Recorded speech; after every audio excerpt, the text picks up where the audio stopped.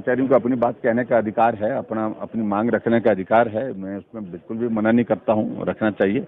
लेकिन उस वक्त हमारे सामने की परिस्थितियाँ जिस प्रकार की है, उन सारी चीज़ों पर अभी तक कहना कठिन है।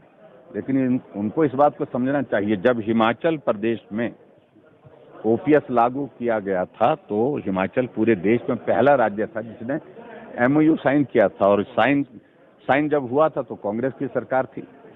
आज वो नेता इस दुनिया में नहीं है, उनके नाम पर ही यहाँ पर चुनाव लड़े जाते हैं, उनके नाम पर ही ना होने के बावजूद भी आज भी उनके नाम पर ही बातें की जाती हैं। उस नेता के प्रति उस पार्टी के नेताओं का सम्मान कितना है? जो उनने निर्णय लिया था उसका वो विरोध कर रहे हैं, उस सारे निर्णय पर वो प्रश्न चिन्ह खड़ा कर रहे हैं। तो मुझे लगता है कि ये उस कांग्रेस पार्टी को सोचना पड़ेगा कि उनसे हालात पूछिए कि क्या लागू हो गई, क्या सांस फूली पड़ी है। अभी मैं आपकी जानकारी के लिए बताना चाहता हूं, जो जोनल काउंसिल की मीटिंग जयपुर में थी,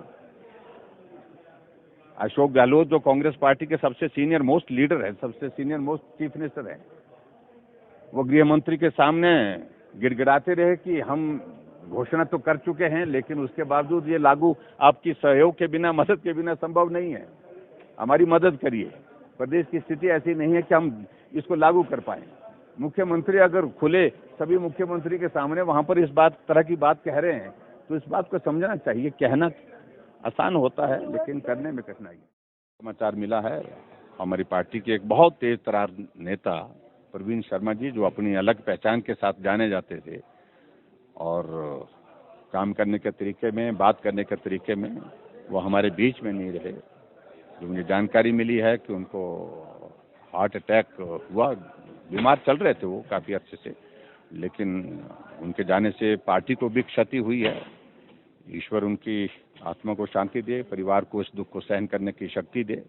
और ये लॉस जो है, ये नुकसान जो है हमारे संगठन का भी हुआ है और संगठन के साथ साथ में परिवार का भी हुआ है। तो मैं सबसे पहले मैं डॉक्टर यशवंत सिंह परमार, जो हिमाचल निर्माता के रूप में जाने जाते हैं, सदैव हम उनको इसी नाम से पुकारते हैं, क्योंकि हिमाचल के निर्माण में सबसे महत्वपूर्ण योगदान उनका रहा है। उनको जन्मदिन के अवसर पर सभी प्रदेशवासियों को बधाई देता हूं, परिवारजनों को भी देता हूं। और हिमाचल प्रदेश के निर्माण में डॉक्टर वाई.एस. परमार का एक बहुत बड़ा कंट्रीब्यूशन होने के साथ हिमाचल की प्रगति में भी आगे बढ़ करके एक लगातार उनका योगदान रहा। और हिमाचल प्रदेश गठन के पश्चात हिमाचल प्रदेश पूर्ण राज्यत्व का दौर जो है वो उनके नेतृत्व में पूरा हुआ। और दूसरी बात, आज मुझे इस बात को लेकर के भी, जिन बातों को लेकर के उन्होंने अपने उस दौर में, शुरू के दौर में जब कठिनाइयाँ बहुत थी, हिमाचल प्रदेश में विकास करना सरल काम नहीं था, साधन बहुत कम थे, लेकिन उसके बावजूद उन्हें फोकस हो करके अपने काम को किया कि सड़कें अगर गांव में पहुंचेगी तो विकास स्वतः वहां पर पहुंचेगा। लोगों की पीठ का बोझ उतारना, ये हमारा पहले लक्ष्य रहना चाहिए। जब वो प्लानिंग कमीशन की बैठक में जब पूछा गया उनसे कि आप अपनी प्राथमिकता, क्योंकि आपका नया राज्य बना है तो नए राज्य की प्राथमिकताएं, 3 प्राथमिकताएं जिनके लिए केंद्र आपको सहयोग करे, मदद करे, ऐसी चीजों का जिक्र करें आप। तो उन्होंने एक ही बात कही कि हिमाचल के लिए मेरी प्राथमिकता सड़क, सड़क, सड़क।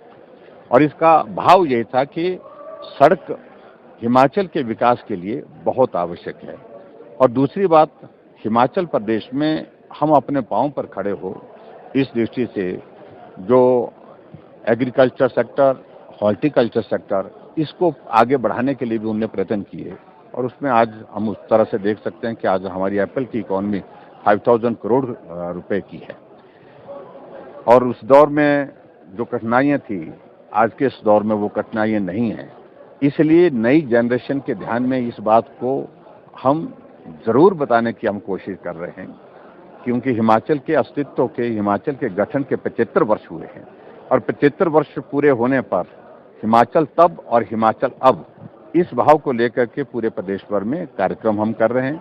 और उन कार्यक्रमों में हमारा फोकस है कि हमारी नई पीढ़ी जाने कि हिमाचल जब अस्तित्व में आया था हम कहाँ थे, और आज हिमाचल प्रदेश के 75 वर्ष हो गए पूरे, तो हम आज कहाँ पहुंचे हैं। और उस सारी चीज को लेकर के प्रदर्शनी बना करके हमने तैयार की है, डॉक्यूमेंट्री हमने बना करके तैयार की है।